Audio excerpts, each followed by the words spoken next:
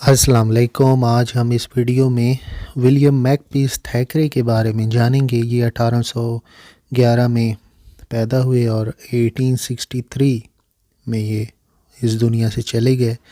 कलकत्ता में ये पैदा हुए थे और बेटे थे रिचमोंड थैकरे जो कि इंडियन सिविल सर्वेंट हैं। उनकी वाइफ एन के अपने वालिद की मौत के बाद इंग्लैंड, इनके वालिद मरे थे 1815 में, 1815 में इंग्लैंड भेज दिए गए और इनकी मां ने दोबारा शादी कर ली और एजुकेशन हासिल की साउथहैम्पटन में और बाद में ट्रिनिटी कॉलेज ज्वाइन की 1829 में।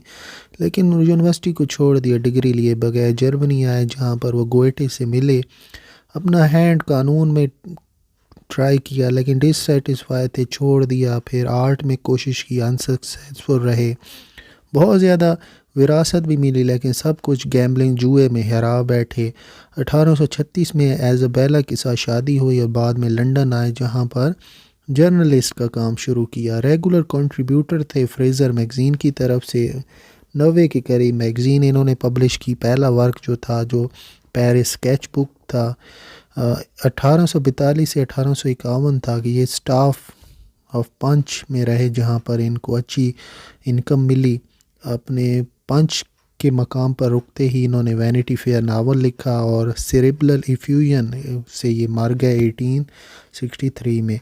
1860 से 1862 के दरमियान ये एडिटर रहे कॉर्न हिल मैगज़ीन के, जहाँ जिन्होंने पब्लिश किए इनका work the roundabout papers, Lovel of the widower, the adventures of Philip Denis Duval, his history and Pendennis, ये भी एक बिल्डुश रोमन नावल है। अगर हम मेजर वर्क्स का जिक्र करें थैकरे के, वैनिटी फेयर 1848 में ये सामने आया। बुक ऑफ स्नॉब्स 1848 में सामने आया। हिस्ट्री ऑफ पेंडेनिस ये भी एक नावल है, 1848 से 1850 के दरमियान सामने आया।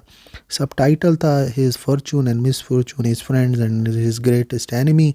हिस्ट्री ऑफ हेनरी एस्मॉन्ड 1852 में ये सामने आया, ये भी नावल है। द न्यू कम्स 1855 में ये भी नावल है। द फोर जॉर्ज 1860 से 1861 के दरमियान।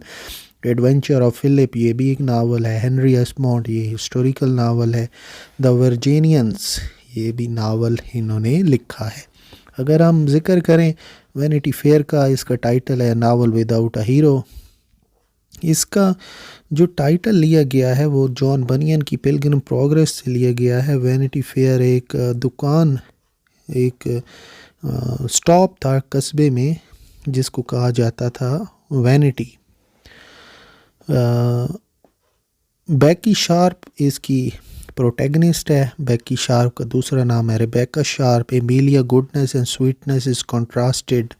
अच्छा, एमिलिया की जो गुडनेस है वो कंट्रास्ट करती है बैकी की वेट और फिज़िकल चार्म से। एमिलिया भी हीरोइन है जो कि हर कोई उसे पसंद करता है मर्दों में क्योंकि अच्छी पर्सनैलिटी है। जॉर्ज ऑसबॉर्न के साथ शादी कर लेती है अपने वालिद की ख्वाहिशात के अगेंस्ट। दूसरी तरफ बैकी जो है वो इंटेलिजेंट है, टैलेंटेड एक्ट्रेस है, लेकिन इतनी एबिलिटी नहीं है कि वो दूसरे मर्दों के साथ अटैच हो सके और lies intelligently to get her away. और विलियम डॉबिन जो है एक वाहिद जेंटलमैन है इस नावल के अंदर। जो वर्जीनियंस हैं, ये कहानी है ट्विन ग्रैंडसन जॉर्ज और हेनरी वरिंगटन की। जब जब जंग छिड़ी थी अमेरिकन वॉर ऑफ इंडिपेंडेंस की। हेनरी एस्मॉन्ड 1826 हिस्टोरिकल फिक्शन है हेनरी एस्मॉन्ड के बारे में जो कि कॉलोनल थे, क्वीन की सर्विस में थे। इसका जो सीक्वल है वो है द वर्जीनियंस। पेंडेनिस इसका कंप्लीट टाइटल है। History of Pendennis, his fortune and misfortune, his friends and his greatest enemy. Protagonist Arthur Pendennis हैं। 18 साल की उम्र में जो पेन है वो मोहब्बत में गिरफ्तार हो गया एमिली के। द न्यू कम्स ये एक सीक्वल है पेंडेनिस का, कॉलोनल थॉमस न्यू कम्स, और इसका जो बेटा है क्लाइव वो सेंट्रल कैरेक्टर्स हैं इस नावल के अंदर।